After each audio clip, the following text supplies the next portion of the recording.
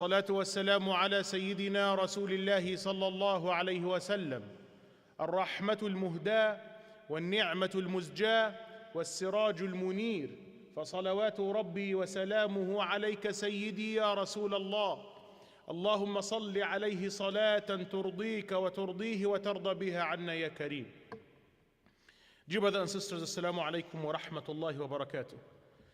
Today we will live and we're going to reflect in Allah Azza wa Jal sayings in the Quran in Surah Al-Asr, وَتَوَاصَوْا بِالْحَقِّ وَتَوَاصَوْا بِالصَّبْرِ. This life and this dunya started with haqq, and it will end by haqq. And in the day of judgment, Allah Azza wa Jalla will show every single one, believers and disbelievers, the haqq and the truth. And this is what Allah Azza wa Jalla promised. And Allah Azza wa Jalla said in the Quran, أَلَا إِنَّ وَعْدَ اللَّهِ حَقٌّ. All what Allah Azza wa Jalla promised is haqq and truth. Some of these promises we saw in this dunya, and some we will see later. But in the end, every single promise by Allah Azza wa Jal, every single one will see it as a truth. Allah Azza wa Jal, because He knows that haqq and truth and being with haqq is something heavy, hard, needs a lot of efforts. Allah Azza wa Jal linked that with sabr. وَتَوَاصَوْا بِالْحَقِّ وَتَوَاصَوْا بِالصَّبْرِ. And tawasaw here means what? The haqq and saying the haqq and reminding others to be with the haqq and acting upon haqq is not something you can do once or twice. It is something, a lifestyle. You need to do it in all of your sayings and all of your actions and all of what you do in this dunya. Have to be aligning with the haqq and the truth. Have to align with the shara and sharia and the deen of Allah Azza wa Jal. And this needs a lot of advice, a lot of people who come together and remind each other with haqq. My dear brother, doing this and this is the haqq. The Prophet ﷺ is saying so and so. My dear sister, this is the haqq. What you are doing and what we think that this is the right is not right. Leaving that duty of reminding each other of haqq and telling each other that this is the route, this is the straight path to Jannah. Leaving that duty of reminding each other that this is the route will make two big fitnas. Number one, that people of batil, people of wrong, people of batil, there will be a lot of battle around, no haqq, no people of haqq, and that will cause a lot of fitna for us and for our kids. Why? Because a lot of people are going in the battle route and no one is talking about the haqq route. The second biggest fitna is that people of haqq, they will go towards a path of fitna. First step, they will be in doubt. Is it the haqq or no? A lot of people is in the battle route, and people of haqq, they will feel that they are alone in the haqq and truth path to Allah Azza wa Jal. Why? Because the other people in that route of haqq are not talking about haqq, telling each other that this is the route, this is Allah Azza wa Jalla choice, this is the deen and this is the shara.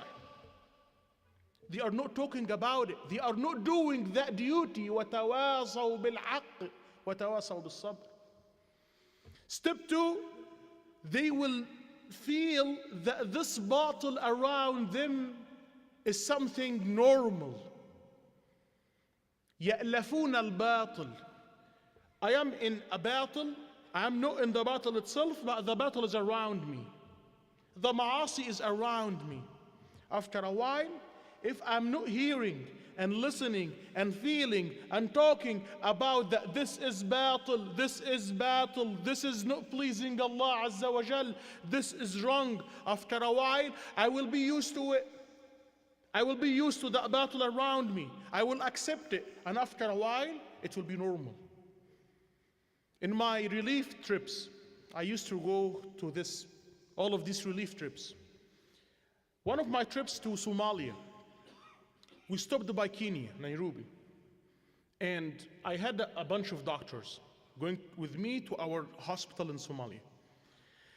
Some of them, they came from Egypt, fresh. The very first trip to them outside of Egypt. And some of them, they used to travel. So, and this situation shows you how some people will get used to battle, used to wrong. When we stopped by Nairobi, Kenya, we had like 5-6 hours in Nairobi airport. And every airport have that duty-free area. And most or all of the airports are gonna have that wine section. So there is a wine section, a lot of wine there. We walked through the duty-free area and we had 3 different reactions of the team.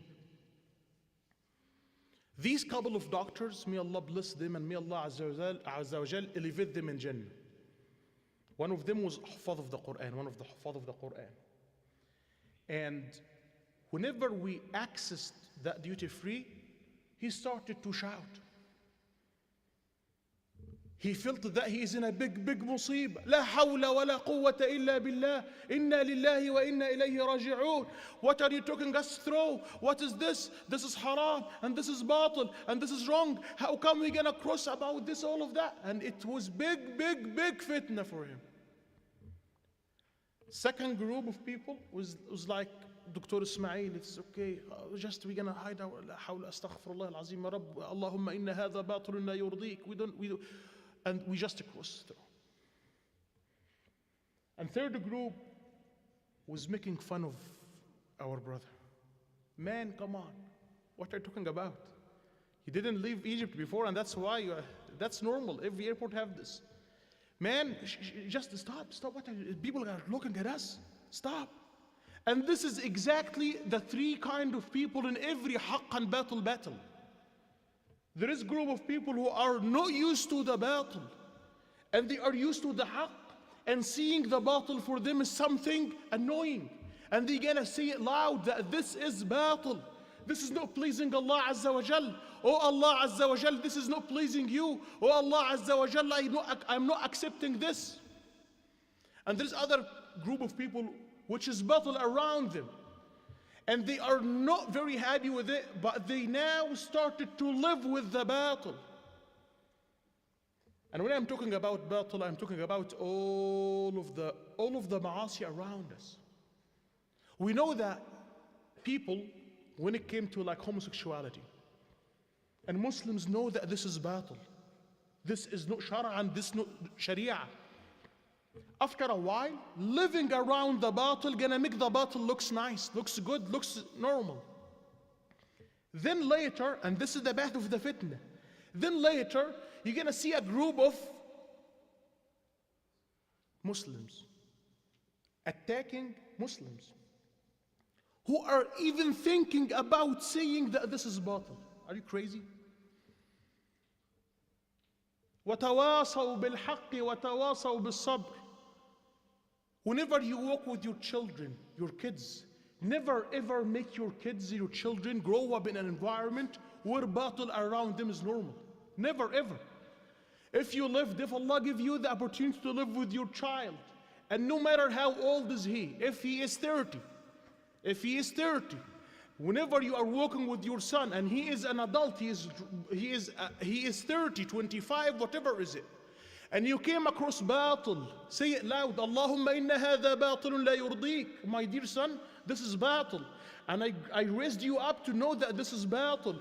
And as much as you are alive, this is battle, and say that this is battle, and it is amana upon you to raise your kids and the kids of your kids knowing that this is battle. It is not haqq. Who did that before us? The prophets. Allah Azza wa Jalla stated in the Quran, telling you and myself, this is the route. Allah said, at that moment of death, حضر يعقوب الموت. Sayyidina Yaqub is dying. He's a prophet. And his kids is what? A prophet. He's asking his kids, ما تعبدون من بعدي. He is telling them, this is the route. This is Allah Azza wa Jalla route. and never ever get away misguided from that route. My dear brothers, sticking to the haqq is costly. It will not be easy. Never ever think that you're going to talk about the haqq and stick to the haqq and stick to the deen of Allah Azza wa Jalla and the truth, and people will clap to you or say that Allahu Akbar, this is a good person. It will not be a rosy route. It will be a route full of mihan and full of ibtila'at, full of hardship and full of tests. Why? Because you claim that you stick to haqq, you got to show Allah Azza wa Jalla that you are really sticking to the haqq, no matter what is the cost of it. No matter what is the cost of it. Sayyidina Rasulullah sallallahu alayhi wa sallam and Sahaba after the Prophet sallallahu alayhi wa sallam, they stick to the haqq and they paid that price for Jannah. If you decided to be in that haqq camp, you gotta be ready for whatever you're gonna see and whatever you're gonna go through. And that's why Allah Azza wa Jalla right away, He said, وَتَوَاصَوْا بِالْحَقِّ وَتَوَاصَوْا بِوَا Sabr. Sabr, sabr, sabr. You are walking in the haqq route, you need sabr. Sallallahu said in the hadith, حُفَّتِ الْجَنَّةِ بِالْمَكَارِهِ. The route to Jannah is full of hardships. وَحُفَّتِ النَّارِ بِالشَّهَوَاتِ. Route to the hellfire, وَالْعَيَاذُ بِاللَّهِ, is rosy, easy, nice. Now, it is your choice. If you are walking in your route in this dunya, in this life, and you think that everything is easy, rosy, good, check yourself. If you think that there is hardships, and it is hard for you to go through whatever you are going through, this is Jannah price. Al-Imam al-Hasan al-Basri, he said, المؤمن في الدنيا منشغل بجمع ثمن الجنة. In this life, the believer is having one main duty. He is very busy collecting the price of Jannah. You need to collect the price of Jannah. You need to show Allah Azza wa Jal that I'm working to get the price of Jannah. And Allah Azza wa Jal at any point, whenever He think and see out of you that sincerity, you granted it. You're going to grant Jannah. But you need to get that price of Jannah. Rasulullah said in the hadith, أَلَا إِنَّ سِلْعَةَ اللَّهِ غَالِيَةٌ.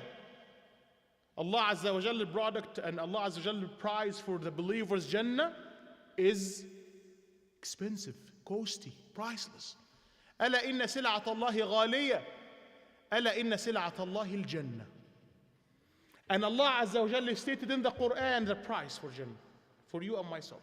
Allah said, إن الله اشترى من المؤمنين أنفسهم وأموالهم بأن لهم الجنة. Allah bought that contract done. Allah bought. There is a contract between you as a believer and Allah Azza wa Jal as a Lord, Rabb. The contract is Allah bought from you whatever He gave you. أنفسهم وأموالهم. Your soul, your life, your efforts, whatever you have in this dunya, which Allah gave it to you, then He came back and He bought it from you. إن الله اشترى من المؤمنين أنفسهم وأموالهم. And your money, it's not your, the money of Allah Azza wa Jalla which He gave you. Allah gave it to you, and then He said that I'm buying it back from you. The price is بأن لهم الجنة. The deal is Jannah. Al-Imam al-Hasan al-Basri, he said, اشترى منك ما أعطاك. Whatever He give you, He bought it. وأعلى الثمن. Allah give you the ultimate best price. Jannah. Nothing better than Jannah. To give your money or to give your soul and your nafs. Imam Hassan, he said, فَلَا تَبِعُوهَا بِأَبْخَسِ مِنْ ذَلِكَ. This is the deal. This is the good deal. Do not come in this dunya and mess up and sell your nafs and your money for less than Jannah. For a fitna here or fitna there. Now, if you are done and you signed that contract, if you are done and you bought that deal, go to the step number 2. Now you are living, controlling the money of Allah Azza wa Jal, and your nafs is for Allah Azza wa Jal, and Allah Azza wa Jal told you that I bought this, And this is the plan. How are you going to spend this money and how are you going to live this dunya? I bought from you your car, then I told you that, do so and so with this. I bought it. Now it is mine.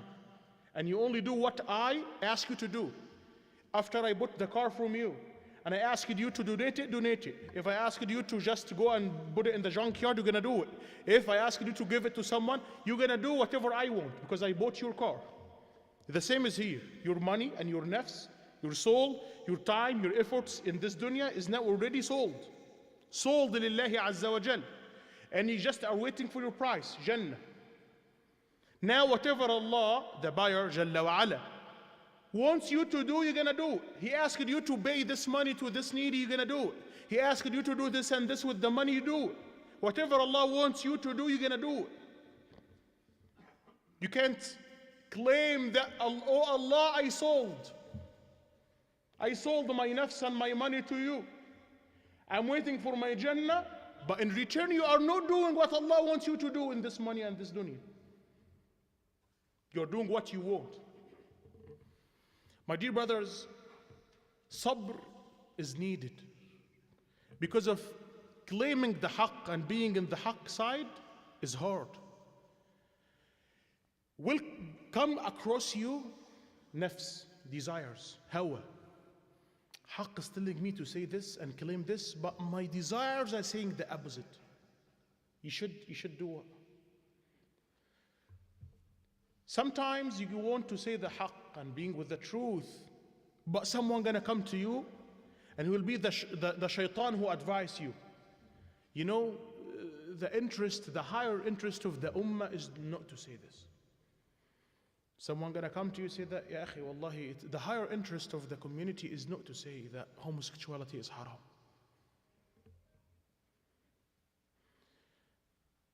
Abu Bakr as-Siddiq, I'm going to end my first khutbah with this advice to Umar. Abu Bakr as-Siddiq dying, leaving the dunya, and he's writing his advice to the next Khalifa. Umar bin Khattab radiallahu anhu wa ardah. He wrote to him, إنما ثقلت موازين من ثقلت موازينه يوم القيامة باتباعهم الدنيا الحق وثقله عليهم. Those people in the day of judgment will have a heavy scale in the day of judgment. People of Jannah, successful people, those who are going to have a heavy scale. They got that heavy scale in Akhirah, in day of judgment, because they followed the haqq in dunya. And in dunya, haqq for them was heavy. It was hard to maintain being in that camp of haqq. That's why their mizan is heavy. Why? He said, فَحَقٌّ عَلَى الْمِيزَانِ أَنْ يَثْقُلَ. If it's only haqq on it, that scale of that person. If the only thing in that scale is that he is sticking to the haqq in dunya, this is enough heaviness. And the opposite, people who are going to have light scales, because they just left haqq in this dunya and it was light for them. They live with the wave. Whatever people are saying, doing, they are with that. We ask Allah Azza wa Jal to show us the haqq and make us among those who are gonna follow it. Allahumma ameen. أقول قولي هذا وأستغفر الله لي ولكم.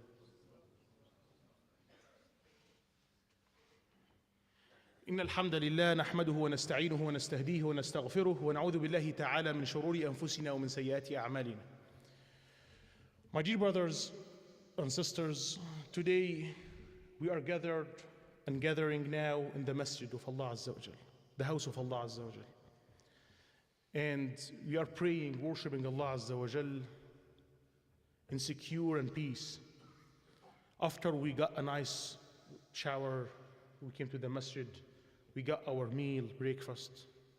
After a nice, good, deep sleep in the night, secure and safe, after a dinner, we got it. And all of you now sitting, looking at your watches because you have jobs and works after that to earn good income in the end. Our kids are in the schools, and all of these are blessings from Allah Azza wa Jal. Showers of ni'am. In Surah Ar-Rahman, the ayah which is repeated, فَبِأَيِّ آلَاءِ رَبِّكُمَا تُكَذِّبَانِ. Ala when you ask what's ala means, the answer is ni'am, blessings. So why Allah didn't say ni'am? Why Allah didn't say فَبِأَيِّ نِعَمِ رَبِّكُمَا تُكَذِّبَانِ? Because ala different than ni'am in the timing. Ni'am is when I get a blessing from Allah Azza wa Jal today, then tomorrow I get another blessing, then after a week I get another blessing. These are ni'am. Comes but cutted. Ala is the showers of ni'am. Ni'am after ni'am. Blessings after blessings. Never stops. Yesterday, you got a nice sleep, alhamdulillah. You wake up healthy, another ni'mah. You got your breakfast, another ni'mah. You have a kids who went to school, another ni'mah. You are going to your work, another ni'mah. Ni'am. Blessings after blessings, blessings after blessings, non-stop. This is ala. We are living in this ala, these showers of blessings. And our brothers and sisters in Gaza, they don't have that secure homes, or that masajid to pray, or that nice shower you got before you come to the Jum'ah. It is a luxury life there to get that shower. And if you got one, it will be from the salty water from the sea.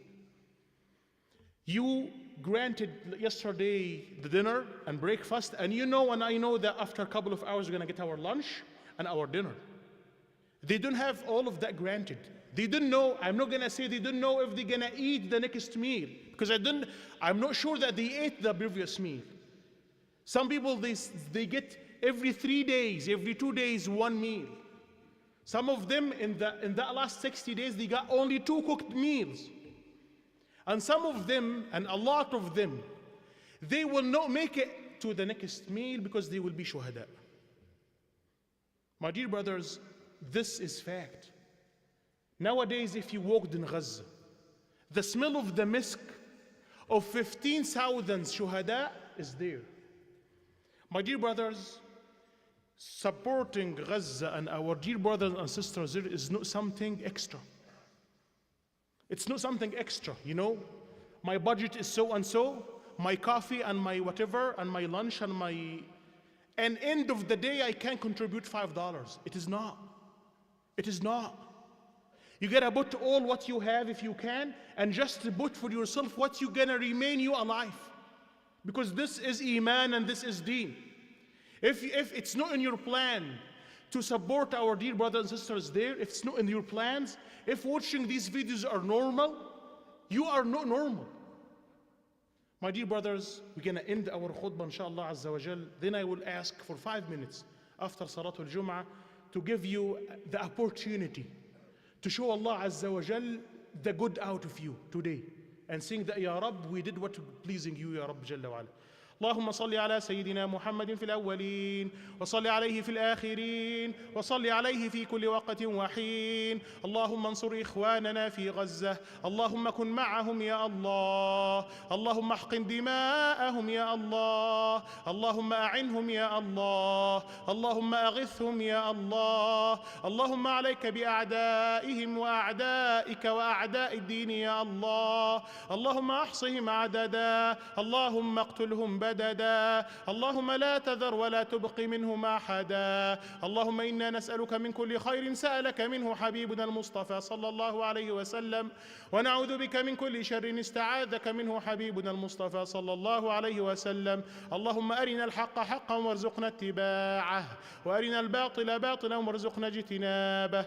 اللهم واجعل آخر كلامنا من هذه الدنيا لا إله إلا الله، وتوفنا وأنت راض عنا. وصل اللهم وسلم وبارك على سيدنا محمد وعلى آله وصحبه والتابعين، وأقم الصلاة.